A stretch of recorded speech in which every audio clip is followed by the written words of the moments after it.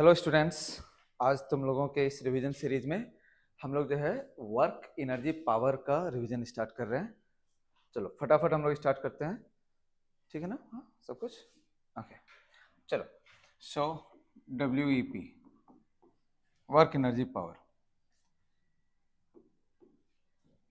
सबसे पहले हम लोग बात करते हैं वर्क का। तो वर्क क्या है? वर्क, ठीक है, फोर्स एंड डिस्प्लेसमेंट दोनों का इफेक्ट। जब भी हम लोग फोर्स अप्लाई करेंगे, किसी भी ऑब्जेक्ट पर, अगर उस फोर्स के वजह से उस ऑब्जेक्ट में किसी भी तरह का डिस्प्लेसमेंट आता है, under the effect of this force अगर किसी भी तरह का डिस्प्लेसमेंट आता है, तो हम लोग क्या बोलेंगे कि वर्क हैज बीन डन। तो वर्क होने के लिए दो इंपॉर्टेंट चीजें हैं, पहला है फोर्स और दूसरा है डिस्प्लेसमेंट। तो ये फोर्स के डायरेक्शन में डिस्प्लेसमेंट हो या डिस्प्लेसमेंट के डायरेक्शन में फोर्स हो, दोनों एक ही बात है। फोर्स जिधर तुमने लगाया अगर उधर ही डिस्प्लेसमेंट है, या फोर्स के कारण से डिस्प्लेसमेंट है, या फिर जिधर डिस्प्लेसमेंट हो रहा है उधर ही तुम्हारा फोर्स है, दोनों एक ही बात है। तो ऐसे में हम लोग क्या बोलेंगे? वर्क हो रहा है। जैसे एक सिचुएशन में हम लोग कहेंगे कि work has not been done. मतलब क्या है इसका? तो अगर मान लेते हैं कि फोर्स हमने इधर लगा दिया, अब फोर्स इधर अप्लाई किया, अब इस फोर्स की वजह से तुम्हारे ऑब्जेक्ट में कोई मूवमेंट नहीं है, लेकिन मान लेते हैं कि ये जो ऑब्जेक्ट जिस पर ये फोर्स लगा है, अगर वो राइट साइड के तरफ में ये डिस्प्लेस हो रहा है, तो ये डिस्प्लेसमेंट किसी भी और की वजह से हो रहा होगा, that is okay, but this displacement is not due to this force. ये वाला फोर्स की वजह से अगर डिस्प्लेसमेंट होता, तो ऑब्जेक्ट में डिस्प्लेसमेंट या तो ऊपर होता या नीचे भी हो सकता था, या इसी से कुछ एक एंगल पे होता, लेकिन 90 पर तो नहीं होता। तो अगर ये डिस्प्लेसमेंट 90 पर हो रहा है, इसका मतलब ये वाला डिस्प्लेसमेंट और ये वाला फोर्स एक दूसरे से रिलेटेड नहीं है। दैट मीन्स ये वाला फोर्स इस डिस्प्लेसमेंट में, अगर ये पार्टिकल यहां से उठ करके यहां पर आ गया हो राइट साइड में, तो ये वाला फोर्स इस डिस्प्लेसमेंट में कोई वर्क नहीं किया है। मेरी बात समझ में आ रहा है? जैसे कि अगर हम लोग बात करते हैं कि एक सामान को ही हमने अपने सर पे रखा, ठीक है, सर पे रख करके हम लोग जो है सिंपली वॉक कर रहे हैं। तो अगर ऐसे करके वॉक करोगे तो सामान को जो हमने अपने सर पे रखा पड़ा है, ये देखो, ये अगर हमने सामान को रखा हुआ है तो सामान तो यहाँ पर है, तो उसको बैलेंस करने के लिए हमने तो उस पर नॉर्मल फोर्स लगाया है ना, और हम लोग वॉक तो फ्रंट में कर रहे हैं। तो क्या इस सामान को फॉरवर्ड डायरेक्शन में ले जाने के लिए हमने इस नॉर्मल फोर्स के थ्रू कोई वर्क डन किया है क्या? तो answer is no. Normal force के थ्रू हमने कोई वर्क डन नहीं किया है। मेरी बात सबको क्लियर है? ठीक है, चलो वर्क का तो कॉन्सेप्ट समझ में आ गया कि वर्क होने के लिए फोर्स चाहिए, डिस्प्लेसमेंट चाहिए, और फोर्स के इफेक्ट में डिस्प्लेसमेंट हो या जिधर डिस्प्लेसमेंट हो रहा है उधर ही अपना फोर्स हो। समझ में आया? नाउ अब अगर मैं बात कर रहा हूं कि वर्क को निकालने कैसे, तो वर्क को निकालने के लिए पहले हमें यह डिसाइड करना पड़ेगा कि फोर्स किस नेचर का है। अगर ये जो फोर्स है अपना वो कांस्टेंट है, ठीक है, अगर अपना फोर्स कांस्टेंट है, यानी work done bye a constant force के बारे में अगर मैं बात करूं, work done bye a constant force, तो ऐसे में हम लोग जो W लिखेंगे वो फोर्स लिखेंगे, इनटू डिस्प्लेसमेंट लिखेंगे, इनटू कॉस थीटा करेंगे, एफ एस कॉस थीटा, या इसी को आप वेक्टर के फॉर्म में भी लिख सकते हो। तो पहले ये स्केलर फॉर्म को डील कर लो, ये फोर्स है, डिस्प्लेसमेंट है और कॉस थीटा है। मतलब अगर मान लेते हैं कि इधर ऐसा है फोर्स और ऑब्जेक्ट जो है वो यहाँ पर इतना दूर चला गया है और ये है इसका डिस्प्लेसमेंट, तो ये वाला एंगल कितना हो गया? थीटा। तो ऐसे में वर्क डन कितना होगा? तो फोर्स है, डिस्प्लेसमेंट है और बीच का एंगल थीटा की वजह से कॉस। तो एक तरीके से हम लोग करना क्या चाह रहे हैं, फोर्स का इधर की तरफ कंपोनेंट लेना चाह रहे हैं, तो तभी तो ये उधर उस डिस्प्लेसमेंट के डायरेक्शन में जो फोर्स आया है। क्लियर हो गया सबको? तो F S cos theta, okay. लेकिन इसी वर्क को आप वेक्टर के फॉर्म में भी लिख सकते हो, W इक्वल्स टू वेक्टर के फॉर्म में आ जाएगा F डॉट डिस्प्लेसमेंट को S। लेकिन डिस्प्लेसमेंट आपको नॉर्मली अगर दे दे बहुत अच्छा है, F डॉट S डायरेक्टली कर दो, लेकिन आपको ऐसा भी हो सकता है कि फोर्स तो देगा, है ना, लेकिन डिस्प्लेसमेंट ना दे करके इनिशियल पोजीशन और फाइनल पोजीशन देगा। अगर ऐसा देता है तब आपको final position vector minus initial position vector करना पड़ेगा। तो ये final position minus initial position is same as the displacement, है ना। तो ये वाला काम करेंगे अगर यही सेम चीज वेक्टर के फॉर्म में दिया हुआ है, और ये वाला काम करेंगे अगर यही सेम चीज स्केलर के फॉर्म में दिया हुआ है। क्लियर है? Work done bye a constant force हम लोग ऐसे ही निकालते हैं। हम लोग चलो एग्जांपल से इसको डील करते हैं। चलो सपोज कर लो कि हमने बोला आपको कि यहाँ पर एक 20 न्यूटन का फोर्स लगाया जो कुछ 30 डिग्री पर है, और हम लोग जो है इस पॉइंट से लेकर के इसको मूव करवा करके यहाँ तक ले गए। The distance is let it be 10 metre, okay, how much work has been done, एकदम सिंपल से एग्जांपल है। Okay, so W equals to हम लोग क्या लिखेंगे बोलो, तो फोर्स हो गया कितना 20, डिस्प्लेसमेंट के नाम पर कितना है 10, एंगल कितना हो गया 30, तो कितना लिखोगे cos 30, फोर्स और डिस्प्लेसमेंट के बीच का एंगल है ये, है ना। तो 20 इंटू 10 जो भी आ जाए, ये √3/2 जो भी आंसर आ जाए यही अपना आंसर है। होप सो सबको क्लियर ये बात एग्जांपल। ओके, नेक्स्ट पर अगर हम लोग आ जाए कि सपोज कर लेते हैं कि एक पार्टिकल है जो यहाँ पर है जिसका कोऑर्डिनेट है 0 1 1। मान लेते हैं इस पार्टिकल को पॉइंट ए से हम लोग ले करके चले गए हैं किसी एक पॉइंट बी पर जिसका कोऑर्डिनेट है 2 4 6, ऐसा करके कुछ है, ठीक है। और हम लोगों को ये इसको ले जाने में जो फोर्स लगा है, that force has been given by 3i + 4j + 6k, ऐसा मान लें। तो इस पूरे में अगर हमसे वो वर्क डन पूछ रहा है कि वर्क डन कितना होगा, तो हमें इमीडिएटली सबसे पहले ये सोचना है कि क्या ये फोर्स कांस्टेंट है। तो फोर्स कांस्टेंट मतलब इसका हर एक कंपोनेंट भी कांस्टेंट, देखो x कांस्टेंट, y z, हर एक कंपोनेंट इसका कांस्टेंट है। कहीं पर भी x y या z या t वाला कोई भी टर्म टाइम से रिलेटेड जिसके साथ कि फोर्स वैरी कर जाए, ऐसा कोई भी टर्म यहाँ पर मिसिंग है। इसका मतलब है कि फोर्स इज व्हाट कांस्टेंट, इसका हर एक कंपोनेंट कांस्टेंट होना चाहिए। अब जब ये फोर्स कांस्टेंट हो गया, तब ऐसे में आप यहाँ पर या तो R2 - R1 करके डायरेक्टली डिस्प्लेसमेंट निकाल दो, जो निकाल ही देना चाहिए। चलो, तो S इक्वल्स टू हम लोग कैसे निकालेंगे, तो फाइनल पोजीशन का देखो ये x कोऑर्डिनेट, इनिशियल पोजीशन का देखो x कोऑर्डिनेट, तो दोनों के x कोऑर्डिनेट का डिफरेंस लो, तो 2 - 0, तो 2 - 0 के साथ में आ जाएगा i कैप, ठीक है। प्लस ऐसे ही y में देखो यहाँ 4 है, यहाँ देखो 1 है, तो 4 - 1 क्या आ जाएगा j कैप, प्लस यहाँ देखो 6 है, यहाँ देखो 1 है, तो यहाँ पर आ जाएगा 6 - 1 क्या k cap. So it will be 2i cap plus 3j cap plus 5k cap. Done हो गया ये डिस्प्लेसमेंट। अब हमारा फोर्स कांस्टेंट है, इसीलिए work done equals to F dot S कर सकते हैं। तो F डॉट S, जैसे देखो यहाँ पर F का x कोऑर्डिनेट और S का x कोऑर्डिनेट, डिस्प्लेसमेंट का x कोऑर्डिनेट, तो डॉट प्रोडक्ट में क्या होता है, ये I वाला जो है आपस में मल्टीप्लाई होगा, तो 3 इंटू 2 कितना हो जाएगा ये 6, प्लस यहाँ पर देखो ये 4 है y कोऑर्डिनेट और यहाँ पर y कोऑर्डिनेट देखो 3 है, तो 4 3 जा कितना हो जाएगा 12, यहाँ पर कोई आई जे के नहीं आएगा क्योंकि ये स्केलर आंसर दे रहा है, प्लस ये हो गया 6 और ये हो गया 5, तो 6 5 जा कितना हो गया 30, सो ये 12 प्लस 6 हो गया 18 प्लस 30 कितना हो गया भाई 48। तो इस तरीके से आप वेक्टर फॉर्म को यूज करेंगे। ये है work done bye constant force. अच्छा, अब क्या कांस्टेंट फोर्स का कोई वेल नोन एग्जांपल है हमारे सामने? यस है, एक फोर्स है जो कांस्टेंट का एग्जांपल आता है and that is gravity.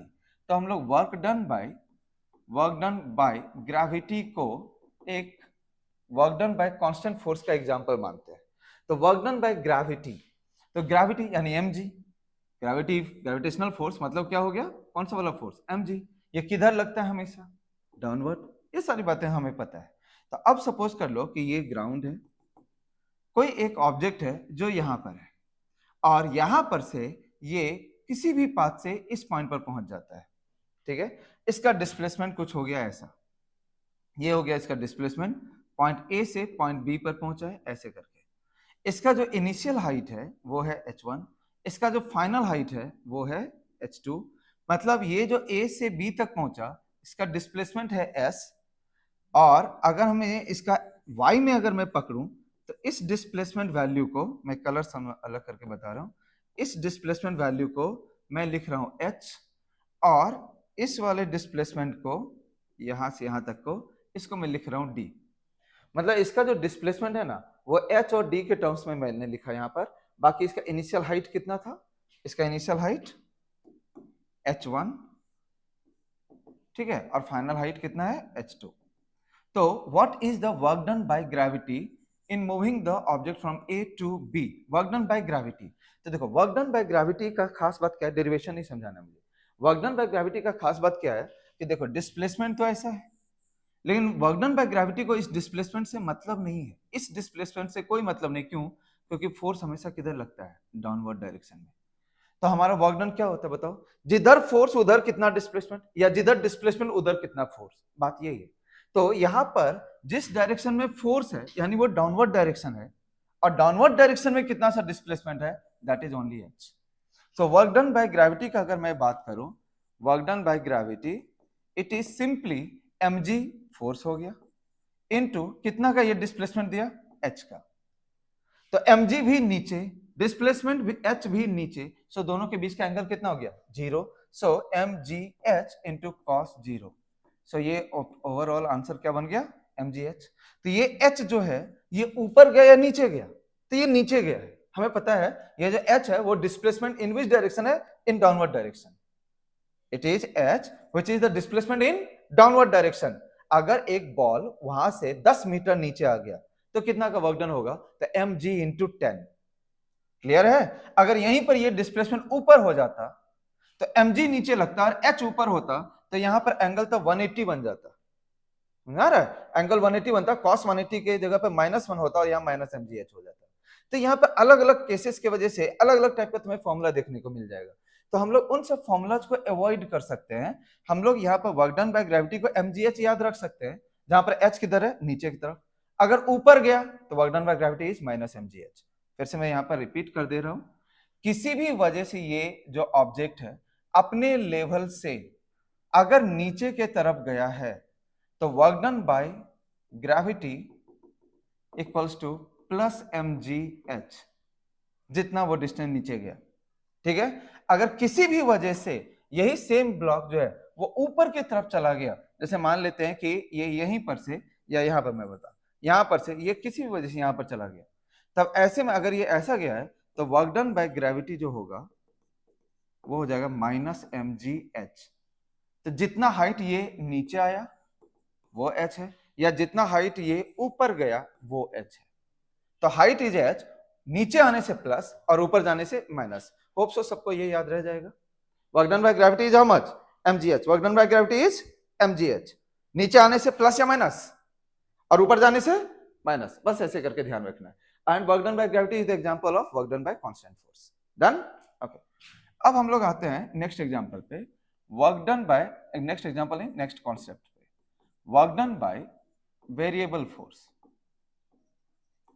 Variable force देखो, जब हम लोग वेरिएबल फोर्स को डील करते हैं तो ऐसे में हम लोग लिखेंगे work done equals to integration of F dot ds.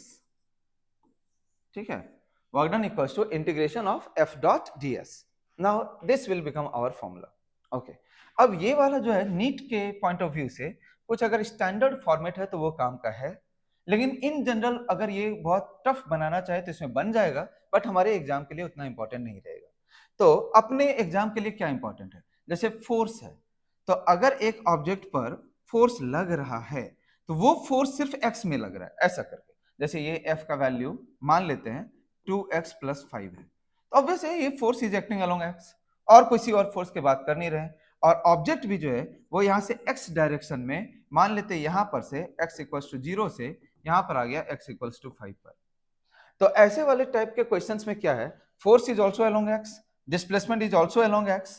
तो f डॉट ds के लिए तुम जो w लिखोगे integration of f dot ds के जगह पर लिख सकते हो तुम dx, और दोनों का डॉट प्रोडक्ट को अगर हटाएंगे तो यानी यहां पर बन जाएगा f dx cos 0 और cos 0 का वैल्यू होगा 1. सो ओवरऑल ये बन जाएगा इंटीग्रेशन ऑफ f dx. ये इसका खास बात रहेगा कि जिधर फोर्स है उधर डिस्प्लेसमेंट है, सो डायरेक्टली आप f dx कर सकते हो. अब तुम्हें f पता है, तो अगर तुम्हें f पता है तो सीधा सीधा वर्क इक्वल्स टू इंटीग्रेशन करो. f के जगह पर लिख दो 2x + 5 और dx लिखो. कहां से कहां तक गया है, तो 0 से 5 तक. ठीक है. अब ये 2x का इंटीग्रेशन हम लोग सब जानते हैं, 2x² 2, तो 2x² 2, ये 2 खत्म ही हो गया, प्लस 5 का हो जाएगा 5x, और फिर इसका लिमिटेशन रख देते हैं 0 to 5. ये अपर लिमिट लोअर लिमिट रखो और आंसर निकाल दो. ठीक है. तो ये हो गया अपना वेरिएबल फोर्स. तो वेरिएबल फोर्स में जब भी हमें एग्जाम में क्वेश्चन आएगा उसमें आप ये वाला इक्वेशन को यूज कर पाएंगे. जनरल इक्वेशन होता है f डॉट ds, लेकिन आपको यूज करना पड़ेगा एक ही वाला. तो f dx, या फिर ऐसा भी हो सकता है कि ये f जो है पूरा पूरा y में ही दे दे तो f dy हो जाएगा. अगर ये f पूरा पूरा z में दे दे तो f dz हो जाएगा. But NEET point of view से मैं बात कर रहा हूं, f dx is sufficient. Done है. ओके. अब work done by variable force में से एक एग्जांपल और यहां पर है, स्टैंडर्ड एग्जांपल है, work done by spring force, work done by spring force. ठीक है, अब work done by spring force जो होता है, और देखो स्प्रिंग फोर्स का वैल्यू कितना, kx, स्प्रिंग फोर्स का वैल्यू kx। अब kx x पर डिपेंड कर रहा है, x चेंज होगा kx चेंज हो जाएगा, यानी फोर्स वेरिएबल हो गया। अब अगर ये फोर्स वेरिएबल हो गया तो इसका work done F S cos theta तो करोगे नहीं, इसी से करना पड़ेगा, w equals to integration of, तो इसमें भी स्प्रिंग फोर्स में भी w equals to F dx का इंटीग्रेशन ही होगा, जहां पर यहां पर f की जगह पर क्या रखना पड़ेगा, kx। मुझे ये समझाना नहीं है, बस ये समझाना था कि ये फोर्स वेरिएबल है। तो work done by spring force का अगेन आपको डायरेक्टली जो निकल करके आएगा वो आपको याद रखना है, हाफ के एक्स इनिशियल का स्क्वायर माइनस एक्स फाइनल का square. Work done by spring force का फाइनल आंसर क्या है, हाफ के एक्स इनिशियल है, यहां पर हाफ के एक्स इनिशियल का स्क्वायर माइनस एक्स फाइनल का स्क्वायर। बोलोगे अरे यार यहां पर तो अगर एक्स इनिशियल से एक्स फाइनल रखेंगे तो एक्स स्क्वायर बनेगा, x final minus x initial नहीं है, क्योंकि एफ के जगह पर यहां माइनस के एक्स आता है।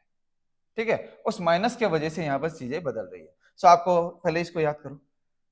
ठीक है, डेरिवेशन आपके लिए उतना इंपॉर्टेंट नहीं है कि माइनस क्यों आ रहा है नहीं आ रहा, हम लोग सब पता है स्प्रिंग फोर्स होता है एक्चुअली में माइनस के एक्स, मैग्नीट्यूड होता है के x.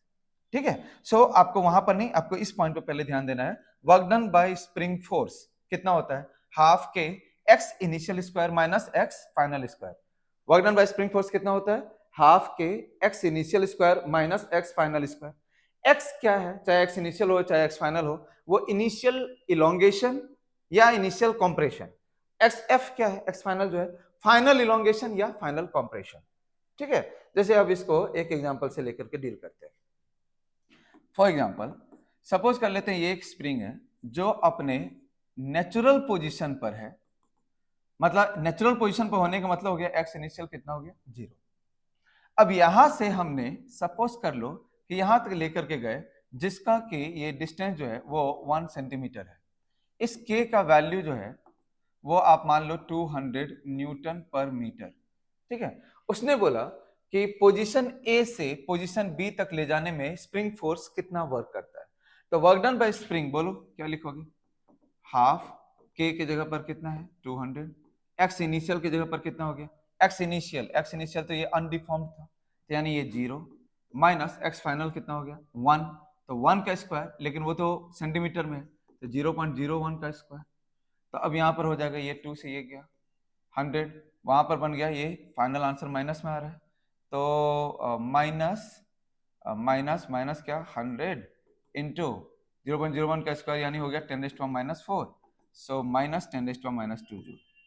This is what the answer is. Okay, अब फिर उसने बोला कि ये जो पॉइंट बी पर पहुंचा, अब बी से हमने फर्दर इसको 1 सेंटीमीटर इलोंगेट कर दिया, मतलब अब सी पर लेकर के गए। अब बी से सी तक का वर्क डन बताओ, तो work done by spring, work done by spring.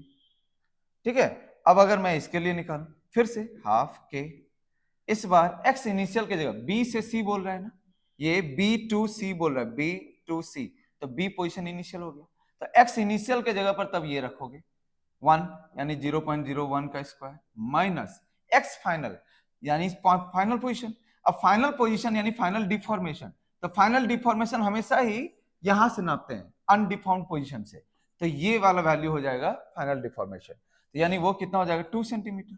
तो यहां पर रखेंगे हम लोग 0.02 का स्क्वायर और ये बन जाएगा हाफ इंटू 200 इंटू ये बन गया 0.10⁻⁴ माइनस 4 इंटू 10⁻⁴, और ये फाइनली यहाँ पर 100 आ गया तो माइनस आ जाएगा 3 इंटू 10⁻⁻2 जूल।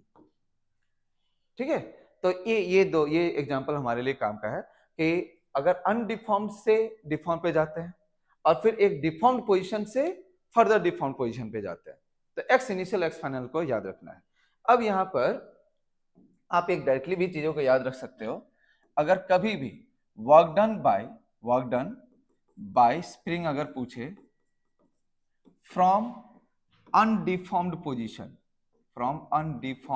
पोजीशन, अगर ये क्वेश्चन आता है तो इनिशियल डिफॉर्मेशन तब तो 0 रहा, तब ऐसे में work done by spring force को आप हमेशा ही -12 के एक्स स्क्वायर लिख सकते हैं।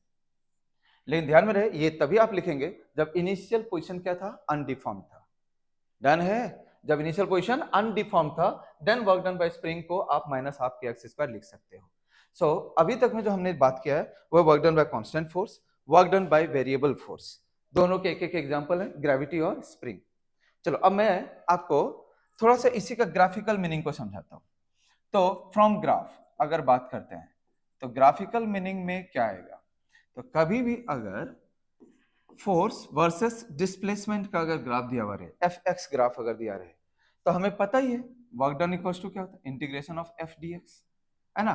तो यहाँ पर जैसा भी ग्राफ देगा आपको सिंपली क्या करना है, उसके इनिशियल पोजीशन से उसके फाइनल पोजीशन से ऐसे बना करके प्रोजेक्शन डाल करके ये एरिया निकाल देना है, ठीक है। और ये एरिया ही यानी equals to area of F x graph. बस ये प्रोजेक्शन किधर की तरफ करना है, डिस्प्लेसमेंट एक्स के ऊपर रखना है और सीधा सीधा ये वर्क डन आपको दे देगा। डन हो गया। अब बोले अब यहाँ पर एग्जांपल्स लेने की जरूरत है। चलो जैसे कि एक एग्जांपल मैं ले रहा हूँ, यहाँ पर फोर्स है, यहाँ डिस्प्लेसमेंट है, ये कुछ ऐसा है, ये हो गया मान लेते हैं 10 न्यूटन, ये हो गया लेट इट बी 5। बताओ कि कितना का वर्क डन हुआ इन बिटवीन 0 एंड 5। तो ये एरिया निकालोगे तो वर्क डन इक्वल्स टू क्या हो जाएगा, तो ट्रायंगल है ये, तो हाफ इंटू बेस हो गया 5 इंटू हाइट हो गया 10, यानी कितना हो गया 25। ओके अब यहाँ पर मान लेते हैं, सपोज कर इसमें तो कहीं कुछ था ही नहीं। अब सपोज कर लो कि यहाँ पर दे दिया उसने ए एक्स का ग्राफ, ए एक्स का ग्राफ सेम यही है, एक्सेलरेशन का वैल्यू है यहाँ 10 और ये वाला पोजीशन है 5। अब यहाँ पर तो ए एक्स ग्राफ है, अब वर्क डन पूछ रहा है तो डेफिनेटली हमें यहाँ पे मास का जरूरत पड़ेगा। तो लेट वहां क्वेश्चन में ढूंढना कि मास कितना दिया हुआ है। तो अगर मान लेते हैं मास 2 kg है, तो पहले क्या करो ये वाला एरिया निकाल दो, ठीक है। तो ये एरिया को निकालने के बाद उसको मास से मल्टीप्लाई करना। क्यों मास से मल्टीप्लाई करना है, क्योंकि मास से जब ए को मल्टीप्लाई करते हैं तभी फोर्स बनता है। हमें तो फोर्स और एक्स का ग्राफ चाहिए ना, तो या तो यहीं पर हम लोग मल्टीप्लाई करें या तो फाइनल वैल्यू में मल्टीप्लाई करें। तो इस केस में work done equals to m into area of a x graph हो जाएगा। तो यानी यहाँ पर हो जाएगा एम की जगह 2 इंटू ये एरिया तो कितना आ रहा था 25, तो ये सीधा सीधा हो जाएगा 50। होप से हमको समझ में आ रहा है कि ये वर्क डन कैसे निकालते हैं। एफ एक्स ग्राफ आया उसका एरिया निकाल दो, वर्क डन निकल जाएगा। तो अभी तक में जो हम लोगों ने सीखा है वर्क डन, बताओ वर्क डन कितने कितने फोर्सेस का आ गया, 3 नेचर हमने सीखा है आपको। कांस्टेंट फोर्स निकाल लोगे है ना, और वेरिएबल फोर्स भी निकाल लोगे। अब इंपॉर्टेंट बात क्या है, अब यहाँ पर आने के बाद मैं आपको सिखाना चाहता हूं यहां से कंजर्वेटिव एंड नॉन कंजर्वेटिव का कॉन्सेप्ट। कुछ ऐसे फोर्सेस होते हैं जिसका वर्क डन पाथ से इंडिपेंडेंट होता है, कुछ ऐसे फोर्सेस होते हैं जिसका वर्क डन पाथ से इंडिपेंडेंट होता है। ऐसे वाले फोर्सेस को कंजर्वेटिव फोर्स के कैटेगरी में रखते हैं। कंजर्वेटिव फोर्स का मैं आपको कॉन्सेप्ट समझाना चाह रहा हूं। Conservative force, the force whose work done is independent from the path। Path से कोई मतलब ही नहीं। जैसे कि अगर मान लेते हैं कि वर्क डन बाय ग्रेविटी, तो वर्क डन बाय ग्रेविटी में क्या लिखा हमने, mgh, चाहे वो प्लस में हो चाहे वो माइनस में हो। अगर हम लोग मॉड लगा दें तो हम लोग कितना बोलेंगे mgh, है या नहीं है। तो इसमें h क्या है, हाइट ही तो है। अब अगर ये बॉल यहां से यहां तक पहुंचा तो किस रास्ते से गया, ये वाला डिस्प्लेसमेंट हमारा काम में नहीं आ रहा है। हमें बस ये देखना है कि वो कितना नीचे पहुंचा। अगर एक बॉल वहां से नीचे अगर ये स्ट्रेट पाथ पे ना जा करके मान लेते हैं ऐसे करके भी पहुंचा होता, तब भी वर्क डन बाय ग्रेविटी ये यही काउंट होता जो ये एच है, मतलब mgh। इसमें भी वर्क डन बाय ग्रेविटी कितना होता mgh, इसमें भी वर्क डन बाय ग्रेविटी कितना होता mgh। तो यहां पर देखो जैसे कर्व पाथ है, यहां पर देखो एक स्ट्रेट पाथ है, कोई मतलब है क्या इस बात से, नहीं है। तो ऐसे वाले टाइप के फोर्स जिसका वर्क डन पाथ पर डिपेंड करता ही नहीं है उसको हम लोग कंजर्वेटिव बोलेंगे। और कोई एक एग्जांपल, तो देखो ये स्प्रिंग का, स्प्रिंग में भी अगर हमने आपको वर्क डन सिखाया तो वर्क डन का फॉर्मूला दिया मैंने आपको हाफ के, फिर बोला x initial square minus x final square, है ना। तो एक्स इनिशियल और एक्स फाइनल कोई मतलब है क्या कि उसको डिफॉर्मेशन जो किया है सीधा एक इनिशियल पोजीशन लिया सीधा एक फाइनल पोजीशन लिया, मिडिल का कोई पॉइंट लिया ही नहीं। तो इसका भी वर्क डन जो है ना वो पाथ पर डिपेंड नहीं करता, सिर्फ स्प्रिंग के इनिशियल और सिर्फ स्प्रिंग के फाइनल पोजीशन पर। तो अगेन ये भी एग्जांपल किसका आ जाएगा बोलो, कंजर्वेटिव का। तो कंजर्वेटिव फोर्सेस के एग्जांपल्स हमारे दिमाग में फिट होने चाहिए। तो कंजर्वेटिव फोर्सेस के एग्जांपल्स पहले बताओ। तो पहला तो ग्रेविटी आप लोग बोलोगे, फिर बोलोगे स्प्रिंग, फिर जितने भी इलेक्ट्रोस्टैटिक फोर्सेस हैं, इलेक्ट्रोस्टैटिक फोर्सेस, फिर मैग्नेटिक फोर्सेस, ठीक है, फिर इलास्टिक फोर्सेस, इलास्टिक है ना। तो ये सब के सब कंजर्वेटिव फोर्स का एग्जांपल है। आप लोग एक बस भूल जाओगे, और वो जिसको भूलोगे उसका नाम है कांस्टेंट फोर्स। कोई भी constant force is the example of conservative force. कोई भी कांस्टेंट फोर्स हो, मतलब नहीं है। कोई भी, जैसे 10 Newton along south is a conservative force, 10 Newton along north conservative force. समझा? जैसे कि एक ब्लॉक है, तुमने यहां पर 100 न्यूटन लगा दिया, इस 100 न्यूटन से ये ब्लॉक इधर मूव कर रहा है, this 100 Newton is not changing its magnitude, not changing its direction, so any kind of constant force will be the example of the conservative force। ठीक है, ओके, कंजर्वेटिव फोर्स समझ में आ गया कि जिसका वर्क डन पाथ पर depend नहीं करता। फिर हम लोग इसको कंजर्वेटिव कहते क्यों है? क्योंकि ऐसे फोर्सेस का वर्क डन से ना हीट एनर्जी नहीं बनता। मेनली जो डिसिपेटिंग एनर्जी है वो है हीट एनर्जी। सो वो हीट एनर्जी का फॉर्मेशन नहीं होता, यानी एनर्जी वेस्ट नहीं होता, यानी ऐसा एनर्जी का फॉर्मेशन नहीं होता जो रिकवरेबल ना हो। समझा रहे? तो इन फोर्सेस का जो वर्क डन होता है वो रिकवरेबल होता है, एक फॉर्म से दूसरे फॉर्म में एनर्जी चेंज होता है लेकिन वो रिकवरेबल है। तो नॉन कंजर्वेटिव फोर्सेस जब भी वर्क डन करते हैं वो नॉन रिकवरेबल एनर्जी के फॉर्म में कन्वर्ट हो जाते हैं। जैसे फ्रिक्शन ही मान लो, फ्रिक्शन में जो वर्क डन होता है, फ्रिक्शन के वजह से जो वर्क डन होता है, उस वर्क डन से हीट बन जाता है, तो हीट इज वो वापस से रिकवर नहीं हो सकता, तो वो वेस्ट ही हो जाता है। समझ आया? तो इसलिए उसको नॉन कंजर्वेटिव फोर्सेस के कैटेगरी में रखते हैं। होप सो सबको समझ में आ गया कंजर्वेटिव नॉन कंजर्वेटिव, है ना। सारे एग्जांपल्स को भी हम लोग ध्यान में रख लेंगे। ओके, चलो अब हम लोग बात कर रहे हैं काइनेटिक एनर्जी के ऊपर में। अब हम लोग एनर्जी वाले पार्ट पे आते हैं और हम लोग बात करना चाहते हैं काइनेटिक एनर्जी। काइनेटिक एनर्जी के ऊपर में अब बात कर रहा हूं। तो काइनेटिक एनर्जी ½ mv², ये ट्रांसलेशनल काइनेटिक एनर्जी है, रोटेशनल नहीं। ये है ट्रांसलेशनल काइनेटिक एनर्जी, ½ mv², या इसी को आप लिख सकते हो p²/2m। ठीक है, ये इसका एक्सप्रेशन है। सो अब इस पर से किस किस तरह के क्वेश्चंस हमें डायरेक्टली बन सकते हैं? तो पहला तो ऐसा करके बना सकता है, k का और v का ग्राफ बताओ अगर m कांस्टेंट है, k का और p का ग्राफ बताओ अगर m कांस्टेंट है। तो k वर्सेस v ही अगर मैं बना दूं, k versus v keeping m constant, तो ये कुछ ऐसा बन जाएगा पैराबोलिक टाइप का। k वर्सेस p ही अगर मैं बना दूं कीपिंग m कांस्टेंट, ये भी ऐसे ही बन जाएगा, है ना। तो एक तो ये हो गया ग्राफिकल फॉर्मेट का क्वेश्चन। दूसरा वो पूछ लेता है कि एरर इन काइनेटिक एनर्जी कितना होगा अगर हमने मोमेंटम को चेंज कर दिया या वेलोसिटी को ही चेंज कर दिया। ठीक है, कुछ इस टाइप का अगर वो क्वेश्चन बन जाए, या फिर काइनेटिक एनर्जी को हमने बदल दिया तो बताओ कि मोमेंटम में कितना एरर आएगा या मोमेंटम में कितना चेंज आएगा, इस तरह का। तो एरर एनालिसिस पहले समझा चुका हूं। तो एरर दो टाइप का होता है, large error and small error, सब पिछले क्लासेस में एक्सप्लेन्ड है। तो अगर लार्ज एरर है तो कुछ कर ही नहीं सकता, सीधा final value minus initial value by initial value.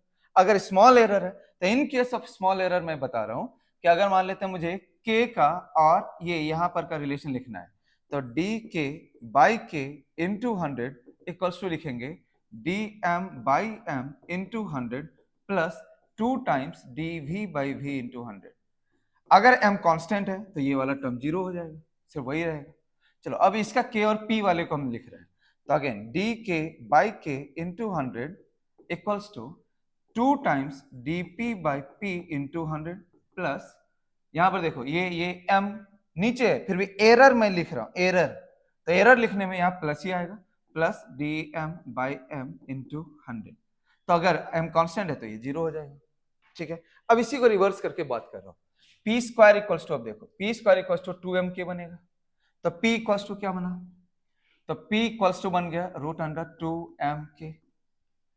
ठीक है, अब यहां पर भी वो अगर वो पूछ लो कि मोमेंटम में कितना परसेंट का चेंजिंग आएगा तो कैसे लिखेंगे, तो dp/p इंटू 100 इक्वल्स टू, ये रूट का मतलब होता है पावर हाफ, तो half of dm/m into 100 plus dk, half of dk/k into what 100। अगर मास कांस्टेंट है तो पहला वाला टर्म 0 हो जाएगा। क्लियर हो गया? तो ये लेकिन कब वैलिड रहेगा बताओ, जब एरर बड़ा है या छोटा है, जब एरर छोटा है। लेकिन अगर एरर बड़ा हो गया मेरी बात सबको समझ में आना चाहिए। जैसे कि फॉर एग्जांपल यहां पर मैं बोलूं मास कांस्टेंट है ना, काइनेटिक एनर्जी को हमने 2% इंक्रीज कर दिया। बताओ कि मोमेंटम में कितना परसेंट का चेंजिंग आएगा, मोमेंटम में कितना परसेंट का चेंजिंग आएगा। यहाँ पर तो सब कुछ ऊपर ऊपर ही है तो प्लस ही रहेगा, एरर का भी रहेगा तो यही रहेगा, और चेंज के लिए भी यही रहेगा। तो अगर तुमने काइनेटिक एनर्जी को 2% इंक्रीज किया है, मास कांस्टेंट है, तो ये पहला वाला टर्म तो जीरो हो गया, मास कांस्टेंट है डीएम जीरो। और दूसरे वाले टर्म में देखो कितना हो जाएगा, तो डी के बाई के इंटू 100 का वैल्यू कितना दे रखा है 2%। तो ऐसे में तब dp by p into 100 equals to कितना लिखेंगे, हाफ इंटू 2 यानी 1%। लेकिन ये इसलिए कर पाए क्योंकि यहाँ पर चेंज स्मॉल था। अगर ये चेंज बड़ा हो जाए, जैसे अगर वो बोल दे कि काइनेटिक एनर्जी में 20% का चेंजिंग आ गया, अगर ऐसा कुछ क्वेश्चन करके वो दे दे, तब तुम्हें थोड़ा मेहनत करना पड़ जाएगा। ठीक है, मैं एक क्वेश्चन वैसे भी समझाता हूँ। जैसे काइनेटिक एनर्जी में मान लेते हैं 20% का इंक्रीमेंट कर दिया, मास कांस्टेंट है और पी में पूछ रहा है परसेंटेज चेंज कितना होगा, ठीक है, फिर से समझो। तो ऐसे में P इक्वल्स टू होता क्या है, ये देख लो, √2m के। डन। अब यहां पर तुम ऐसे समझो कि K का इनिशियल वैल्यू को मान ले 1, ये मैंने लास्ट क्लास में भी समझाया था। K का इनिशियल वैल्यू 1, तो K का फाइनल वैल्यू कितना हो जाएगा, तो इससे 20% अगर घट गया यानी 0.2 घटेगा, यानी यहां पर कितना हो जाएगा बोलो, 0.2 माइनस किया ना, 1 मैंने से 0.2 माइनस किया तो कितना बच गया, 0.8। अब यहां पर देखो मोमेंटम P जो है वो रूट के है, तो रूट के यानी P इनिशियल √1 तो 1 ही रहेगा, और P फाइनल इसका रूट करेंगे तो 0.8 का रूट आ जाएगा, तो √0.8। अब एग्जैक्टली वैल्यू तो मुझे याद नहीं है, 0.9 का अगर स्क्वायर नहीं, इसका हाँ 0.9 के आसपास आएगा अप्रोक्सीमेटली, मैं बोल रहा हूं यहाँ पर 0.9 में थोड़ा सा ज्यादा हो जाता है, 0.89 ऐसा टाइप का कुछ आएगा, अप्रोक्सीमेशन में मैंने लिखा है, ठीक है, वो है अप्रोक्सीमेट वैल्यू, तो 0.89 के आसपास आ गया। अब देखो हमसे पूछा जा रहा है परसेंटेज चेंज, तो परसेंटेज चेंज क्या बोलेंगे, पी फाइनल यानी 0.89 minus P initial by initial into 100, तो यानी ये आ गया माइनस 0.11 इंटू 100 यानी -11%। तो इस वाले केस में हमें ऐसे करना पड़ेगा। होप सो काइनेटिक एनर्जी सबको समझ में आ गया कि काइनेटिक एनर्जी कैसे वैरी कर रहा है ना। अब हम लोग जो बात कर रहे हैं काइनेटिक एनर्जी को समझाने के बाद, that one is work energy theorem के ऊपर। देखो वर्क एनर्जी थ्योरम को लेकर के बहुत लोगों के मन में बहुत सारा वो रहता है कि ये मेरा क्लियर नहीं है, तो ये क्लियर नहीं होने का कुछ बात ही नहीं, सिंगल लाइन का थ्योरी है वर्क एनर्जी थ्योरम का, सिंगल, ये वर्क एनर्जी लोग लिखते हैं but it is the relation between work done and kinetic energy, इसलिए काइनेटिक एनर्जी पढ़ाया, वर्क पढ़ाया, इसलिए दोनों का रिलेशन समझा रहा। तो ये रिलेशन सीधा सीधा कहता है कि जितने भी फोर्सेस हैं work done by all forces, जितने भी फोर्सेस किसी भी मूवमेंट में रिलेटेड है, ठीक है, सभी का वर्क डन ले लो, equals to K final minus K initial यानी change in kinetic energy. Work done by all forces equals to final kinetic minus initial kinetic, simple है। Work done by all forces, यहाँ पर कोई भी force को eliminate करने का सोचना ही नहीं है, कांस्टेंट फोर्स हो, कंजर्वेटिव फोर्स हो, नॉन कंजर्वेटिव फोर्स हो, इंटरनल हो, एक्सटर्नल हो, कोई मतलब का बात ही नहीं है। जितने भी तुम्हें फोर्सेस दिखते हैं सारे फोर्सेस को ले लेना है और that work done will be equal to final kinetic minus initial kinetic, simple सा कहानी है, समझ में आता है। इसमें और कुछ एक्सक्लूजन के बारे में नहीं सोचना है, जितने भी आपको एक प्रोसेस में फोर्सेस दिख गए सबको ले लो, work done by all forces equals to change in kinetic energy. Okay, अब मैं आपको एक और भी खास बात बताता हूं, ये कॉन्सेप्चुअली इसको लेकर के स्ट्रांग रहो कि work done by all equals to delta k, ठीक है। वर्क डन बाय ऑल कहने का मतलब क्या होता है, work done by conservative force में एक्सटर्नल फोर्स भी आता है, क्योंकि external constant force is the example of conservative force. तो work done by conservative force plus work done by non conservative force, यही है अपना डेल्टा के। इसमें हमने किसी भी फोर्स को काटा ही नहीं है। आप इसी को अगर लिखना चाहो और भी लोगों को लिखने का मन होता है कंजर्वेटिव फोर्स में, जैसे एक्सटर्नल फोर्स को मैं अलग से लिखूंगा, लिख सकते हो work done by external plus work done by internal plus work done by conservative plus work done by non conservative, सब मिला करके भी यही आएगा। ठीक है, अब मैं तुम्हें ये कॉन्सेप्चुअली क्यों बोल रहा हूं, क्योंकि ये एक क्वेश्चन को यूज करने का काम तुम्हारे नीट में बहुत कम आएगा। समझा रहा है? नीट में वर्क एनर्जी थ्योरम पर बेस्ड क्वेश्चन थोड़े कम आते हैं, सालों में एक बार आते हैं।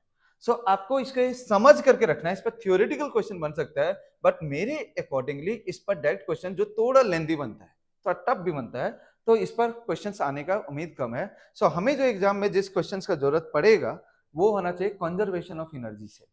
मैं ये नहीं कह रहा हूं कि ये आ ही नहीं सकता है, आ सकता है, एक एग्जांपल भी मैं समझाता हूं, लेकिन अपने एग्जाम में ज्यादातर जरूरत पड़ता है किसका, कंजर्वेशन ऑफ एनर्जी का। तो चलो पहले मैं इसको समझाता हूं, इसका एक एग्जांपल। जैसे कि उसने बोला कि एक ये स्मूथ है, ये एक स्मूथ रास्ता है, यहां पर से हमने एक ब्लॉक को छोड़ा, वो यहाँ पर हॉरिजॉन्टल वाले पार्ट पे पहुंचा, ये हॉरिजॉन्टल वाला पार्ट जो है वो है रफ। ठीक है, हमने इसको सपोज कर लो कि 20 मीटर से छोड़ा है, यहाँ पर जो फ्रिक्शन कॉफिशिएंट है वो म्यू है, सपोज कर लेते हैं 0.4। ये यहाँ पर इस पॉइंट से कितना आगे जा करके ये रुक जाएगा, ये ब्लॉक जो है वो रुक जाएगा, ऐसा करके मान लो कोई क्वेश्चन बना दिया। तो इस क्वेश्चन में ऑब्वियसली एक पार्ट रफ है, मतलब फ्रिक्शन इन्वॉल्व है, फ्रिक्शन जहां पर भी इन्वॉल्व होगा वहां पर तो कंजर्वेशन ऑफ एनर्जी लगेगा नहीं, तो इसलिए यहाँ पर तो हमें वर्क एनर्जी थ्योरम से ही जाना चाहिए, बेस्ट है। तो जिस पॉइंट से स्टार्ट हुआ है इनिशियल पॉइंट को देखो, और जिस पॉइंट पर ये फाइनली पहुंचा फाइनल पॉइंट को देखो, मिडिल में और कुछ देखने की जरूरत नहीं है। ठीक है, इनिशियल से स्टार्ट करना है, फाइनल पर जाना है, फाइनली वो रेस्ट पर है, तो मुझे बताइए आप लोग के फाइनल कितना हो गया, सिंपल है 0। इनिशियली भी वो यहां पर से रिलीज किया था, यहां पर से रेस्ट पर से रिलीज किया था, तो इनिशियली भी के इनिशियल इक्वल्स टू कितना है, 0 है। सो के फाइनल 0 है, के इनिशियल 0 है, तो work done by all the forces equals to change in kinetic energy which is ultimately now 0। ठीक है, अब इस पॉइंट से लेकर के इस पॉइंट तक में कौन कौन सा फोर्स है जो वर्क किया है। चलो, तो अब यहां पर से इसको चलना स्टार्ट किया, पहले इसको यहां से यहां तक पहुंचाते हैं, क्योंकि इसी तक में हाइट आया, इसके बाद तो ये हाइट चेंज हो नहीं रहा है, तो ग्रेविटी जो वर्क करेगा वो इस पॉइंट से लेकर के इस पॉइंट तक में तो वर्क करेगा, इसके आगे वर्क नहीं कर पाएगा, यानी यहां से यहां तक में ग्रेविटी का वर्क डन 0 है, तो यहां से यहां तक तो है, तो वर्क डन बाय ग्रेविटी लेते हैं, तो वर्क डन बाय ग्रेविटी हो गया एक फोर्स। और अगर हम लोग सोचें तो इस बीच में अगर देखें तो ऑब्जेक्ट पर नॉर्मल तो लग रहा होगा, लेकिन नॉर्मल जो है इस केस में वर्क नहीं कर पाएगा, क्योंकि यहां पर जब भी आप मूवमेंट को देखोगे तो ये तो टेंजेंशियल मूवमेंट है और नॉर्मल इस पर परपेंडिकुलर है, तो एंगल बना पड़ा है यहां पर 90, तो हर इंस्टेंट पर नॉर्मल और मूवमेंट के बीच का एंगल 90 है, तो ऐसे में वर्क डन हो नहीं पाएगा, तो वर्क डन बाय नॉर्मल मैं लिखने के लिए लिख रहा हूं, लेकिन इसका वैल्यू कितना हो जाएगा, 0। ठीक है, प्लस जब यही वाला ऑब्जेक्ट इधर पे पहुंच जाएगा तब भी वही रहेगा, नॉर्मल का कोई वर्क डन नहीं है, लेकिन जब ये आगे की तरफ मूव कर रहा होगा तो फ्रिक्शन यहाँ पर पीछे लगेगा, ये फ्रिक्शन, तो ये फ्रिक्शन पीछे लगेगा, मूवमेंट आगे लग रहा है, तो फ्रिक्शन और डिस्प्लेसमेंट के बीच का एंगल 180, तो ऐसे में वर्क डन तो होगा, लेकिन वो पॉजिटिव में नहीं होगा, एफ एस कॉस थीटा ना, तो थीटा हो गया 180, तो यानी यहाँ पर वर्क डन बाय फ्रिक्शन भी होगा, और तो कोई फोर्स है नहीं, कुल मिलाकर के है के एफ माइनस के आई, ये कॉन्सेप्ट हो गया। वर्क डन बाय ग्रेविटी को आप कितना लिखोगे, तो एम जी एच लिखोगे, तो एम जी एच यहाँ पे लिखते हैं, एम का वैल्यू मान लेते हैं 1, ठीक है, तो एम हो गया 1, जी हो गया 10, एच हो गया 20, नीचे आ रहा था work done is positive, plus ये हो गया 0। अब यहाँ वर्क डन बाय फ्रिक्शन को मैंने लिखा माइनस में, वर्क डन बाय फ्रिक्शन के लिए यहाँ पे बता, फोर्स के जगह पर एफ, एफ क्या होता है म्यू इंटू एन, एन के जगह पर, यहाँ एन के जगह पर एम जी, तो म्यू एम जी, तो यहां पर हो गया माइनस, फोर्स के जगह पर लिख दिया मैंने 0.4 इंटू म्यू था, एम हो गया 1, जी हो गया 10, म्यू एम जी इंटू ये जितना दूर गया उस डिस्टेंस को एस मान लेता हूं इंटू एस, ठीक है, equal to final minus initial, final kinetic minus initial kinetic. क्या लगता है आप लोग सॉल्व करके इसको निकाल पाएंगे या नहीं? तो ये है वर्क एनर्जी थ्योरम का कॉन्सेप्ट। चलो मैं एक और एग्जांपल से भी मैं ट्राई करता हूं समझाने का। ओके, सपोज कर लो कि ये ऐसा है, यहाँ पर ये खत्म हो गया, अब वो पूछ रहा है कि यहाँ पर से हमने अगर एक बॉल को रिलीज किया है रेस्ट से, ये अगर यहाँ पर आता है और ये यहाँ पर जितना भी स्पीड से ये फाइनली फिर यहाँ पर जाकर के गिरता है। ठीक है, तो इस तरह का भी एग्जाम्पल है कि यहाँ पर से आगे कितना रेंज बनेगा इसका। तो अगर मान लो इस तरह का कोई भी क्वेश्चन आता है तो ये तो इसमें सामने की तरफ प्रोजेक्टाइल मोशन इन्वॉल्व है। तो ये जो सामने की तरफ प्रोजेक्टाइल है यानी ये रेंज, तो इस रेंज का इक्वेशन पहले ध्यान में रखो। अगर यहाँ का स्पीड हो गया v, तो रेंज जो होता है वो ये हॉरिजॉन्टल प्रोजेक्शन है ना, horizontal projection u into T, तो यानी यहाँ पर u की जगह पर हो गया v into time of flight. तो टाइम ऑफ फ्लाइट जो होगा यहाँ पर v इंटू कितना हो जाएगा, तो √2h/g, जहां पर ये h है, ये h है, जितना वो नीचे आ गया √2h/g। तो देखो h दिया हुआ है तो √2h/g करना आसान है, v आपको लिए निकालना है। v को निकालने के लिए अब ये जैसे कि मान लेते हैं h का वैल्यू कुछ भी 20 मीटर, तो वो h वहां पर रख सकते हैं, है ना। तो यानी v इंटू √2 हो गया, h हो गया 20/g हो गया 10, बाकी बस v को निकालने से आंसर आएगा। अब वो v कैसे निकालोगे, तो सपोज कर ले जैसे यहाँ पर ये स्मूथ, तो स्मूथ है ये यहाँ से यहाँ तक आएगा, इस बीच में आपको अगर वर्क एनर्जी थ्योरम को अप्लाई करना है तो कौन कौन सा वाला फोर्स वर्क करेगा, तो work done by gravity plus work done by normal equals to k final minus k initial. Work done by gravity सीधा सीधा जितना ये नीचे आया वही कंसीडर करना है। यहाँ पर मान लेते हैं ये वाला भी, ये है 40 मीटर, लेट इट बी, तो ये हो गया। और इसका मास भी कुछ मान लो, मास को मान लेते हैं 1 kg, तो कितना लिखोगे mgh, के जगह पर क्या हो गया 40 mgh work done plus work done by normal. बता चुका हूं कि नॉर्मल और ये डिस्प्लेसमेंट दोनों के बीच का एंगल 90 है हमेशा जब भी मूव करेगा, तो ये 0 ही हो गया। के फाइनल की जगह पर लिख देते हैं हाफ mv², m की जगह पर हो गया 1 इंटू v² माइनस इनिशियल 0 था। अगर यहाँ पर m ना भी दे तो भी टेंशन मत लेना, क्योंकि m अगर नहीं देगा तो शायद वो कैंसिल हो जाएगा। तो ये हो गया हमारा 400 इक्वल्स टू ये हो गया v²/2। बताओ v निकाल पाओगे या नहीं। अब ये v निकालने के बाद ये v का वैल्यू वहां रख दे, रेंज निकल जाएगा। तो ऐसे भी क्वेश्चंस बनते हैं। होप सो सबको वर्क एनर्जी थ्योरम को यूज करने के लिए अब आएगा, डन है। अब ये वर्क एनर्जी थ्योरम को यूज करने के बाद अब मैं मूव कर रहा हूं नेक्स्ट कॉन्सेप्ट के ऊपर, that is potential energy. Potential energy, potential energy क्या होता है, तो एक तरीके से स्टोर्ड एनर्जी होता है। Potential energy is a form of stored energy. ठीक है, स्टोर तो होगा, लेकिन होगा कब, किस कंडीशन पर ये स्टोर होगा, तो ये तभी स्टोर होगा जब कभी भी कंजर्वेटिव फोर्स के वजह से कोई वर्क होगा। If a conservative force will work then in that case potential energy will store, क्योंकि नॉन कंजर्वेटिव तो हमेशा क्या करेगा, डिसिपेट करने का काम करेगा, वो स्टोर कर ही नहीं सकता। तो स्टोर करने के लिए हमें क्या चाहिए बताओ, एक कंजर्वेटिव फोर्स, कंजर्वेटिव फोर्स। सो जब भी हम लोग बात करेंगे पोटेंशियल एनर्जी का, वहां पर इंश्योर कर लेंगे कि कंजर्वेटिव फोर्स इन्वॉल्व है। जैसे ग्रेविटेशनल पोटेंशियल एनर्जी तो mg है वहां पर, electrostatic potential energy k q1 q2/r², coulomb force है वहां पर, है ना। तो ये इंश्योर हो गया। अब बात है कि what is the relation between work done by conservative force and potential energy. तो भाई एक वर्क कर रहा है दूसरा स्टोर कर रहा है, तो इन दोनों का रिलेशन जो है ना, इन दोनों का अपोजिट टाइप का है। तो work done by conservative force is equal to minus times u final minus u initial यानी डेल्टा u, यानी चेंज इन पोटेंशियल एनर्जी। यानी work done by conservative force equals to negative of change in potential energy. ठीक है, hope से सबको समझ में आ गया। अगर आपसे डेल्टा यू भी पूछ ले तो डेल्टा यू माइनस को इधर ले ले, minus of work done by conservative force. ठीक है, तो आप कभी भी अगर डेल्टा यू ही निकालना, माइनस करो, work done by conservative force करो, ये माइनस करके ये निकल जाएगा। डेल्टा यू क्या होता है, तो you final minus you initial. चलो अब इसके बेसिस पर अगर मैं बात करूं ग्रेविटेशनल पोटेंशियल एनर्जी का, तो ग्रेविटेशनल पोटेंशियल एनर्जी को देख लो। तो ग्रेविटेशनल पोटेंशियल एनर्जी कितना होता है, वी ऑल नो mgh। हाँ, लेकिन इसके लिए हम लोग जो h है वो हमेशा कहां से पकड़ते हैं, तो ग्राउंड से। ये ध्यान में रखना कि mgh को यूज करने के लिए एक तो h का वैल्यू बहुत ज्यादा नहीं होना चाहिए, और दूसरा h हम लोग कहां से लेना है, ग्राउंड से लेना है। तो ग्राउंड को ही हम लोग रेफरेंस मान करके रखे हैं, इसलिए हमेशा हर एक हाइट को ग्राउंड से लेते हैं। तो जैसे अगर ऑब्जेक्ट यहाँ पर है तो ये है हमारा h, ठीक है, तो ये एच ऐसा नहीं है कि 500 किलोमीटर है, 2000 किलोमीटर, ऐसा नहीं है, 10 metre, 20 metre, 50 metre, 100 metre, 200 metre, ऐसे वाला ये। Okay, M is the it's mass. तो ये हो गया हमारा ग्रेविटेशनल पोटेंशियल एनर्जी।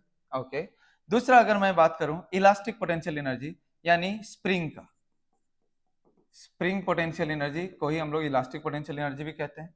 तो U equals to half k x square, U equals to half k x square, यानी स्प्रिंग पोटेंशियल एनर्जी किस पर डिपेंड करता है, डिफॉर्मेशन कितना है।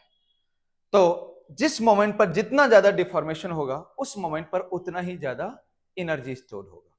तो जैसे कि अगर एक स्प्रिंग अनडिफॉर्म्ड है, अनडिफॉर्म्ड, तो इसमें कितना का एनर्जी स्टोर्ड हुआ, तो जीरो, कोई एनर्जी नहीं। अगर हमने इसको डिफॉर्म कर दिया, चाहे वो डिफॉर्म इलोंगेशन में जाओ चाहे कॉम्प्रेशन में जाओ, क्योंकि एक्स स्क्वायर है, फर्क नहीं पड़ता है। तो जिस वक्त जितना ज्यादा डिफॉर्मेशन हो, हमेशा डिफॉर्मेशन तो यहीं से मान नापेंगे एक्स, तो अगर एक्स का डिफॉर्मेशन उधर जाओ चाहे आप एक्स का डिफॉर्मेशन इधर आओ, फर्क नहीं पड़ता है, एनर्जी उसमें कितना स्टोर हो जाएगा, half k x square. Clear हो गया मेरी बात। दो फॉर्मूले को आपको ध्यान में रखना, ग्रेविटेशनल पोटेंशियल एनर्जी mgh और spring potential energy half k x square. इसके अलावा यहां पर और कुछ बहुत याद करने की जरूरत नहीं है। चलिए, अब मैं आपको यहां पर बोला ना कि नीड पॉइंट ऑफ व्यू से कंजर्वेशन ऑफ एनर्जी को आपको समझने का ज्यादा जरूरत है। कंजर्वेशन ऑफ एनर्जी, ठीक है, तो कंजर्वेशन ऑफ एनर्जी क्या कहता है, तो ये कहता है in case of absence of non conservative force, absence of non conservative force. तो हम लोगों को क्या पता था, work done by all forces equals to change in kinetic energy. तो ये work done by conservative plus work done by non conservative, तो इक्वल्स टू डेल्टा के होता है। तो अगर ये नॉन कंजर्वेटिव फोर्स अगर एब्सेंट हो जाए, अगर ये एब्सेंट हो जाए ये वाला, तो ऐसे में ये वाला टर्म कितना हो जाएगा, जीरो। तब ऐसे में work done by conservative force हो गया तुम्हारा क्या, डेल्टा की, और तुम work done by conservative force को ही क्या लिखते हो, तो माइनस डेल्टा यू, है ना, इक्वल्स टू डेल्टा के। तो इसी को तुम उधर लेकर के चले गए, तो delta K plus delta U equals to हो गया जीरो। मतलब डेल्टा के की जगह पर के फाइनल माइनस के इनिशियल, या you final minus you initial. अगर इसी को हम लोग लिखेंगे तो ऐसा होना तभी पॉसिबल है जब k plus U final, k plus U initial, यानी final energy equals to initial energy. ये तो कहना चाह रहा है ये। तो ये है अपना कंजर्वेशन ऑफ एनर्जी, लेकिन उसके लिए क्या हम पता है, हमें नॉन कंजर्वेटिव फोर्स एब्सेंट होना पड़ेगा, यानी फ्रिक्शन टाइप ऑफ कोई भी फोर्स नहीं होना चाहिए। होप सो क्लियर हो गया। अब यहां पर बात आता है एक आध पहले थ्योरेटिकली बात, सर अगर हम लोग work done by external force के बारे में बात करें, what is work done by external force, मैंने बोला था ना कि ये कंजर्वेटिव फोर्स के अलावा एक एक्सटर्नल फोर्स को भी बोला जा सकता है। तो अगर हम लोगों ने work done by external force को एक सेपरेट फोर्स मान करके चला, तो work done by external force plus work done by internal force equals to, तब लिखेंगे हम लोग डेल्टा के। मेरी बात समझ में आ गया। तो अब ये work done by internal force में कौन से वाले फोर्स को हम लोग कंसीडर कर सकते हैं, तो ओनली कंजर्वेटिव, ओनली कंजर्वेटिव। तो सिर्फ हमें कंजर्वेटिव, तो ये इंटरनल फोर्स ही काफी नहीं है, इंटरनल कंजर्वेटिव फोर्स है ये। Internal forces are here mostly conservative. तो अब देखो फिर यहां पर वर्क डन बाय एक्सटर्नल अगर ऐसे करके कोई सेपरेटली पूछे, तो इसके जगह पर आ जाएगा minus del U equals to बना डेल के। तो work done by external force equals to, इसको उधर कर दे, ये बन जाएगा delta K plus delta you, है ना। तो work done by external force equals to delta K plus delta U होता है अगर हम लोग एक्सटर्नल फोर्स को सेपरेट मान करके चले। ये थियोरेटिकल क्वेश्चन है, अप्लाई नहीं करना है इसे। अगर हमसे कोई भी पूछता है, अब यहां पर मैं 3 लाइन यहां पर थियोरेटिकली तुम्हें क्लियर करना चाहता हूं, work done by all force, all force, तो यहां पे लिखोगे डेल्टा के, चेंज इन काइनेटिक एनर्जी। अगर हमसे पूछता है work done by external force, external force, तो यहां पे लिखेंगे हम लोग delta K plus delta you, यानी change in kinetic plus change in potential, यानी चेंज इन टोटल एनर्जी। ठीक है। अगर हम लोगों को पूछता है कोई work done by conservative force, तो हम लोग लिखेंगे माइनस डेल्टा यू। ठीक है, ये तीन का तीनों थियोरेटिकली इस पॉइंट पर स्ट्रॉन्ग रहो कि ये तीनों क्या बता रहा है। एग्जाम्पल के लिए मैं अभी जाऊंगा कंजर्वेशन ऑफ एनर्जी पे, तो ये सुपर स्ट्रांग, ये याद कर ले कि अगर एक्सटर्नल फोर्स को ये पूछा तब यहाँ में टोटल चेंज इन एनर्जी के बारे में बात करना है, और कंजर्वेटिव फोर्स के बारे में तो ऐसे। जब हमें अप्लाई करना होगा तो या तो हम लोग work done by all force को अप्लाई करेंगे, ये वाले को, या नहीं तो हम लोग जब अप्लाई करेंगे तो कंजर्वेशन ऑफ एनर्जी को ही अप्लाई करेंगे। ठीक है, मेरी बात सबको क्लियर है? Total conservation of energy, total energy will remain conserved. Okay, so अब इसमें भी एक और भी डाउट आ सकता है तुम्हारे मन में कि कंजर्वेशन ऑफ एनर्जी को सर अप्लाई करने के लिए तो आपने बोल दिया, मुझे अब भी कॉन्फिडेंस नहीं आ रहा है कि मैं कौन सा वाला केस को देख करके मैं कैसे समझूं कि इसमें अप्लाई करूं और इसमें अप्लाई ना करूं। तो मैं तुम्हें दो केस बता रहा हूं, इसी दो में तुम्हें अप्लाई करना है। ठीक है, बाकी इधर उधर भागने की जरूरत ही नहीं। तो पहला जब तुम अप्लाई करोगे कंजर्वेशन ऑफ एनर्जी को, सीधा सीधा सीधा सा बात, एक होगा फ्री फॉल वाला, एक होगा फ्री फॉल वाला, इसमें तुम अप्लाई करना, और एक जो होगा जब कोई मास और स्प्रिंग का कनेक्शन होगा, मास स्प्रिंग कॉम्बिनेशन, उसमें तुम ये अप्लाई करना। ठीक है, तो या तो एक फ्री फॉल में या तो मास स्प्रिंग वाले में, इसके अलावा और कहीं जाने की जरूरत नहीं है। जब भी तुम्हें फ्री फॉल वाला जैसा वर्ड दिख जाए, जैसे हमने एक बॉल को ऊपर फेंक दिया, एक बॉल को नीचे फेंक दिया, एक बॉल वहां से गिर रहा है, कुछ भी इस तरह का कंडीशन आ जाए फ्री फॉल से रिलेटेड, आपको यहाँ पे कंजर्वेशन ऑफ एनर्जी पर ही जाना है। K initial plus U initial equals to K final plus U final. ये अपने दिमाग में और इधर उधर की बातें बहुत ज्यादा कॉन्सेप्चुअली ये पढ़ लिया वो पढ़ लिया अप्लाई क्या करेंगे वो नहीं, फ्री फॉल वाली जैसी बात आ गई, हवा में बॉल को फेंका, एयर फ्रिक्शन को नेग्लेक्ट किया है, तो हवा में बॉल को फेंक दिया ना, फोर्स हमने हाथ से हट गया, अब जो भी इसका मूवमेंट होगा ग्रेविटी के अंदर होगा, तो उसको हम लोग फ्री फॉल कहेंगे, और उसमें आप कंजर्वेशन ऑफ एनर्जी को ही यूज करेंगे। ठीक है, दूसरा मास स्प्रिंग वाला सिस्टम है। अब मान लेते हैं मास अटैच्ड स्प्रिंग के साथ फ्रिक्शन बस एब्सेंट होना चाहिए, फ्रिक्शन बस एब्सेंट होना चाहिए, ऐसे में भी यही है K initial plus U initial के फाइनल प्लस यू फाइनल, कहीं और कुछ सोचने की जरूरत नहीं है। हम लोग अगर इसी को बातें घुमा घुमा करके बोलेंगे कि इंक्रीज इन काइनेटिक एनर्जी तो equal to decrease in potential energy, उसी को बोलेंगे increase in potential energy then बोलेंगे equal to decrease in kinetic energy. ठीक है, वो बातों को घुमाने वाली बात हो गया कि delta U equals to delta K mod wise तो इक्वल होगा ही ना, बस एक पॉजिटिव है तो दूसरा नेगेटिव है, क्योंकि डेल्टा यू प्लस डेल्टा के जीरो होता है, इसी को हम लोग कंजर्वेशन ऑफ एनर्जी कहते हैं। डेल्टा ये अभी अभी जो मैंने आपको सिखाया है, ये देखो delta K plus delta U equals to zero, यही तो है अपना कंजर्वेशन ऑफ एनर्जी। इसको उधर भेजेंगे तो ये माइनस तो बनेगा ही, तो अगर मैं इसी को यहां पर ऐसे लिखूं या उसको आगे ले जा करके तब माइनस लगा दूं कि delta U equals to minus delta K, तो इससे कुछ नया टाइप का कॉन्सेप्ट नहीं बना। Hope so I am clear for you all. चलिए, अब अगर आपको कंजर्वेशन ऑफ एनर्जी भी समझ में आ गया कि कहां पर अप्लाई करना है, then let's move towards power, जो कि इस टॉपिक का अपना लास्ट है। पावर पावर पावर भी हम लोग क्या बोलते हैं, work done per unit time, energy dissipated per unit time पर सेकेंड। तो यहां पर जो है पहले हम लोग बात करेंगे इंस्टेंटेनियस पावर का, इंस्टेंटेनियस पावर। तो जब हम लोग इंस्टेंटेनियस पावर का बात करते हैं तब हम लोग लिखते हैं P इक्वल्स टू डी डब्ल्यू बाई डी टी, या इसी को आप लिख सकते हो F डॉट वी। ठीक है, वर्क डन को F डॉट डी एस करके F डॉट वी, ये किसका एग्जाम्पल है, इंस्टेंटेनियस पावर। इंस्टेंटेनियस पावर से रिलेटेड आपको एग्जाम में क्वेश्चन आता है, so be careful about it. Instantaneous power, force दिया रहेगा, वेलोसिटी दिया रहेगा। मैं एक एग्जांपल लेता हूं, उसने बोला कि एक एलिवेटर है, एलिवेटर का जो मास है, इसका जो मास है वो मान लेते हैं 500 केजी है, इसमें कुछ लोग हैं या कुछ और भी, इसका इन लोगों का मास भी 200 केजी है, यहाँ पर केबल लगा हुआ है और ये एलिवेटर ऊपर जा रहा है with the speed of 2 metre पर सेकेंड। बताओ कि ये केबल में से कितना पावर डेवलप हुआ, या एक मोटर जो यहाँ पर इसको खींच रहा है वो कितना पावर लगा रहा है। ठीक है, तो ये इंस्टेंटेनियस पावर का है। तो अभी हम लोग क्या करेंगे, तो यहाँ पर हमें क्या निकालना पड़ेगा, तो इस केबल में हमें निकालना पड़ेगा टेंशन, क्योंकि ये केबल को ही खींच रहा था मतलब टेंशन लगा रहा है। तो हम लोगों को टेंशन, अब ये वेलोसिटी कांस्टेंट है, ये कांस्टेंट वेलोसिटी से ऊपर जा रहा है, तो अगर कांस्टेंट वेलोसिटी है तो एक्सेलरेशन क्या रहेगा, 0। तो जितना फोर्स ऊपर उतना ही फोर्स नीचे। तो t जो है यहाँ पर, दिस t इक्वल्स टू आप क्या लिखोगे, तो दोनों का mg का एडिशन 500 प्लस 200 यानी कितना हो जाएगा 700 g।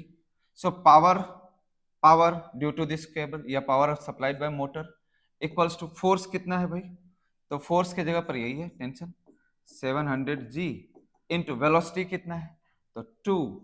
अब फोर्स भी इसने ऊपर के लगाया, वेलोसिटी भी ऊपर है, इसलिए cos 0 की जगह 1, तो 700 इंटू 2 कितना हो गया 1400 g यानी 14,000। क्लियर हो गया ये बात, कहीं कोई दिक्कत नहीं है। ये एक डायरेक्ट एग्जांपल है जहां पर से कि आपका एग्जामिनर क्वेश्चन पूछता है एलिवेटर से रिलेटेड। ओके, अब मैं सेकंड पर आता हूं। अगर आपको इंस्टेंटेनियस पावर समझ में आ गया हो तो अब मैं सेकंड पे आना चाहता। अच्छा, एक एग्जांपल और भी मैं कर देता हूं।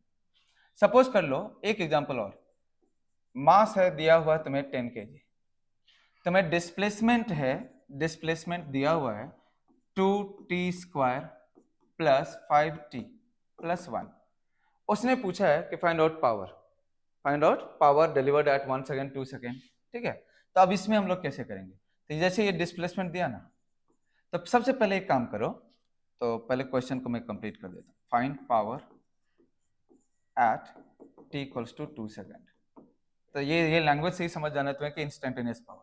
तो सबसे पहले s को डिफरेंशिएट करो और v निकाल लो। तो बताओ हेंस v इक्वल्स टू कितना होता है, तो 40 प्लस 5।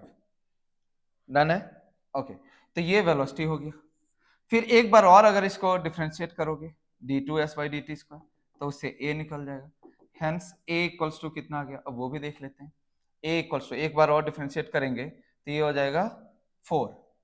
जो भी आया उसको एक बार और डिफरेंशिएट करो, 4 इंटू 1 प्लस 0 यानी ये हो गया 4। अब एक्सेलरेशन भी तो निकल गया। अब वो बोल रहा है t इक्वल्स टू 1 पर, तो t इक्वल्स टू 1 पर जब हम लोग पावर लिखेंगे तो f इंटू वी करेंगे, f v cos theta, theta 0 है, ठीक है। तो f के जगह पर क्या लिखते हैं हम लोग, ma इंटू वी। m कितना दिया हुआ है उसने 10 kg, a कितना निकला है, ये तो 4 ही कांस्टेंट ही आ गया, कुछ करना ही नहीं। v लिखना है यहाँ पर, तो v की जगह पर आ गया 4t प्लस 5, लिख दिया। अब देखो कि कितने सेकंड पर, ये फाइनली ये कर दिया। अब देखो कि कितने सेकंड पे बात करें, लास्ट में रखना है टाइम का वैल्यू 2। अब यहाँ पर t की जगह पर 2, तो एट t इक्वल्स टू 2, तब p इक्वल्स टू क्या लिखेंगे, तो 10 4 जा 40 इंटू 4 2 जा 8 प्लस 5 यानी 13, 13 4 जा 52, 520। मेरी बात सबको समझ में आ गया इस एग्जांपल से भी। चलो, तो ये था इंस्टेंटेनियस पावर। लास्ट अब मैं जा रहा हूं एवरेज पावर पर। तो सेकंड मैं डिस्कस करने जा रहा हूं एवरेज पावर। एवरेज पावर कैसे, तो P एवरेज जब भी निकालेंगे तो टोटल एनर्जी बाय टाइम करेंगे या टोटल वर्क बाय टाइम करेंगे, ऐसे करते हैं। इसको हम लोग कहते हैं एवरेज पावर। तो एवरेज पावर में पहले आपको टोटल एनर्जी निकालना पड़ता है, एक साथ पहले टोटल वर्क डन निकाल दो या टोटल एनर्जी डिसिपेटेड निकाल दो, फिर उसको टाइम से डिवाइड करो, that one is the average power. Average power पर क्वेश्चंस हमारे एग्जाम में थोड़े कम पूछते हैं, लेकिन नहीं पूछते हैं ऐसा नहीं है। तो अब मैं तुम्हें दो एग्जांपल यहां पर दे रहा हूं, जो कि एक इंस्टेंटेनियस पावर पर बेस्ड है और एक एवरेज पावर पर। जैसे कि मैं मान लेता हूं कि एक ऑटोमोबाइल का बात करूं, एक ऑटोमोबाइल जो कांस्टेंट पावर डिलीवर कर रहा है, तो ऑटोमोबाइल में जब ये कांस्टेंट पावर है तो बहुत लोग इसको समझ बैठते हैं ये तो इंस्टेंटेनियस से रिलेटेड है। ये इंस्टेंटेनियस हो या एवरेज हो, इसमें दोनों सेम ही रहेगा क्योंकि पावर ही कांस्टेंट है। आप इसको दोनों में से किसी तरीके डील करोगे एक ही बात आएगा। तो ऐसे वाले में आप P equals to F into V तो लगा ही सकते हैं, कहीं कोई दिक्कत नहीं है लगाने में, क्योंकि पावर कांस्टेंट होता है, इंस्टेंटेनियस भी वही रहेगा, एवरेज भी वही रहेगा। डन है, तो इसमें तुम एफ इंटू वी लगा दो। अब पावर उसने बोला है कांस्टेंट है, तो इस हिसाब से इस पर्टिकुलर केस में जब पावर कांस्टेंट होता है तो फोर्स को हम लोग क्या लिख सकते हैं, m इंटू ए को लिख सकते हो तुम dv बाई dt इंटू क्या v। अब ये सबको अगर इधर ले आओ तो v dv equals to p by m into dt बनेगा। फिर अगर इंटीग्रेट कर देंगे तो यहाँ v स्क्वायर बाई 2 बनेगा। तो फाइनली जो बनेगा तो v equals to root under 2p by m into T. तो यानी V directly proportional to root T. तो ऐसा एक रिलेशन वो पूछते रहता है, ऑटोमोबाइल डिलीवरिंग कांस्टेंट पावर। तो उसमें आपको ये V T का रिलेशन आपको ध्यान में रखने की जरूरत है, बिल्कुल आप ध्यान में रखिए, V directly proportional to root T. अगर आपसे S भी पूछता है ना उसमें डिस्प्लेसमेंट, जो नहीं पूछता है, S directly proportional to T raised power 3/2 होता है, नहीं पूछता है, आपको सेकंड रिलेशन उतना ध्यान रखने की जरूरत नहीं है। ओके, इधर मैं बात कर रहा हूं एक पंप का, पंप जो पानी उठाने के लिए काम आता है। तो अगर वो पानी उठाने के लिए काम करता है तो उसका जो फोर्स है ना वो कांस्टेंट नहीं है, और वो जो फोर्स सप्लाई करता है, ये जो पंप होता है, ये जो ऐसे करके इसका रोटर घूमता रहता है, इस ये जो सप्लाई करता है फोर्स, ये फोर्स कांस्टेंट नहीं है। तो फोर्स ही कांस्टेंट नहीं है, ये हर इंस्टेंट पे वेरी करता है। तो ऐसे केस में, पंप के केस में हम लोग डिफाइन करते हैं एवरेज पावर को, एवरेज पावर। तो इसमें F इंटू वी नहीं लगाते, इसमें F इंटू वी नहीं लगाते, इसमें एवरेज पावर लिखते हैं। तो P एवरेज का वैल्यू डायरेक्टली मैं आपको बता रहा हूं, half rho A V square. ये कहां से निकला है? तो यहां से निकला है, एनर्जी को चेंज करके। पहले हाफ एम वी स्क्वायर लिख दिया टोटल एनर्जी, उसको टाइम से डिवाइड कर दिया, तो वहां से ये हाफ वहां पर से निकल के आता है। हाफ रो मतलब डेंसिटी है, ए मतलब जैसे कि ये अगर पानी उठाया तो ये जिस भी पाइप में ये पानी सेंड करेगा उस पाइप का एरिया, चाहे वो पानी यहाँ से ही अगर मान लो पाइप को उठाए तो ये वाला एरिया पाइप का एरिया, पाइप का cross sectional area is a. v is the velocity of flow of liquid, तो जिस वेलोसिटी से ये इसने फ्लो किया पाइप के अंदर में पानी, तो half rho A V square. तो ये था अपना पूरा का पूरा डिस्कशन वर्क एनर्जी पावर से रिलेटेड। अगर इसके अलावा भी तुम्हारे अंदर में कोई भी डाउट बनता है, बैठे हुए हैं, आ जाओ, डायरेक्टली मिल लो। ठीक है, थैंक यू।